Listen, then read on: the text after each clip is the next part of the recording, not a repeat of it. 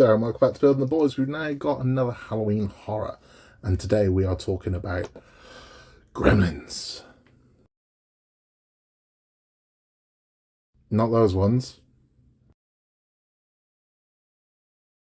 Nope, not that one either. And not that one either. We're talking about the story of the Gremlins. So what is it? Right, well, in World War II, there were an alarming amount of reports of pilots that witnessed gremlins mid-flight. And the stories varied, as did the appearance, but most of them remained the same, that a gremlin was around about 18 inches high, and they would see them on the nose of the plane, on the wings of the plane, and sometimes in the cockpit with them. And they would say these things were ripping lumps, or smiling at them, grinning at them. And most of them gave the same description. As I said, 18 inches high, small troll-looking creatures, sharp teeth, red eyes. That was kind of the main description of the Gremlins. And it was RAF pilots, it was British pilots that were reporting seeing these. But they weren't bragging about it. So no one was coming back and going, just saw a gremlin in the cockpit. It was all kind of kept, I don't really want to talk about it. Now, the strange thing about this is that it was also used as an explanation as to why there were errors or issues with the plane. So if something went wrong with your, one of your gauges, or there was a banging or whatever it was known as a gremlin in the machine, and it was blamed on a gremlin. It's just a gremlin, is what it is. It's just a gremlin. That's how it was put across. And they used posters. They used kind of posters and morale boosters around the hangars that look like these.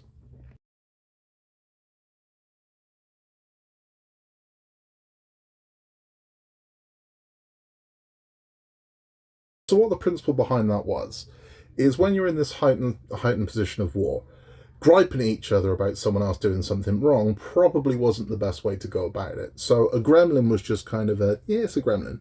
Just let it go. It's a gremlin. That's all it is. Everyone's okay. It's just a gremlin. So that's the base of these. But why were they then seeing them in the airplanes? Well, the strange thing about this is, as I said, no one was really broadcasting that they'd seen gremlins.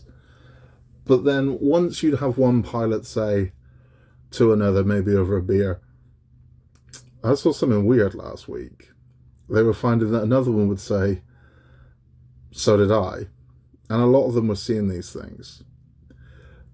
So what was happening? Now, I'm not a believer, but when it comes to cryptozoology, I'm thinking, well, maybe, because a lot of animals today that are now kind of known and fairly common were originally classed as cryptoids, that they didn't exist. There's a good example of this. There's a chameleon the size of your thumbnail that no one believed actually existed. A tiny chameleon. No one believed that existed until about a decade ago. So cryptozoology, when it comes to that, as opposed to ghosts, I'm just not a believer. When it comes to creatures, it's plausible in some cases. With gremlins, not so much, because the idea was these things lived up in the clouds. And the theory started being that we'd started to reach altitudes we'd never reached before around about this time in our history, and speeds that maybe we hadn't reached before, and so suddenly we were picking these things up on our wings. That wasn't what was happening. So what was happening? Well, I think the fact these pilots probably on very little sleep in very high stress situations in high altitudes where the air is thin and you might not have the best breathing apparatus were hallucinating. And what they were seeing were gremlins. Now again, why are they all seeing the same thing? Well, if you've got loads of posters dotted around the place of gremlins, stands to reason that you've all seen the same stuff. You're all going to kind of see the same weird things. And that's the easy way to explain the gremlins, because you hear hoofs, as I've said, I think horses, I don't think unicorn. But the strange thing about this is after World War II, before World War II, British pilots spoke to American pilots, and American pilots had seen the same things. They'd also seen gremlins. So there was a ridiculous amount of reports of, I've seen little creatures inside my plane. What makes it really weird is after World War II had ended, there was this belief that the Japanese were doing it, that this was either a German or a Japanese thing, and they were planting these things on planes to destroy the planes.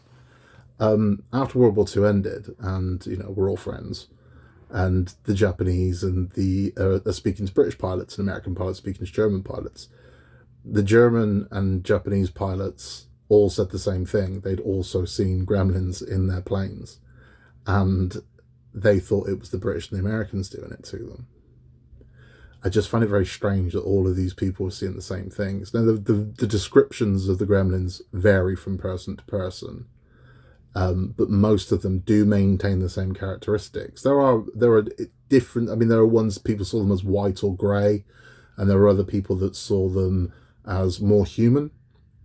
But the majority, 18 inches, reptilian-looking creatures, little hands, big pointy teeth, red eyes. That was typically what people saw. Now, if you go deep diving on gremlins, you'll come across a story, and I'll tell you the story. So the story goes that a cargo plane was coming in to land in an airport, and they got a distress call at the tower. A very garbled message. We need to make an emergency landing. We can't wait. And they were coming in. They were waved in to land, and it landed on the runway, and they lost contact with the plane. There was no communication with the airplane. So they sent someone out. They sent guards out. It's a military plane. And when they boarded, everybody on board was dead. And they all had what appeared to be claw marks, where some had their throats torn out, some had been bitten. But everybody on board had been killed by animals, or an animal, including the pilot. So when they found the pilot had recently passed, and his neck had been torn out. So it appears that he had enough time to land the plane, but then whatever attacked the others attacked him. There was evidence of a firefight inside the plane, that some of these men had managed to get shots off and had been shooting all over the place, so there was no consistency to where the bullets went, almost as if they were shooting at something that was darting around the plane. But everyone on board was dead, so no one knows what it was. Now, full check of the plane, found no gremlin, found no animal, nothing.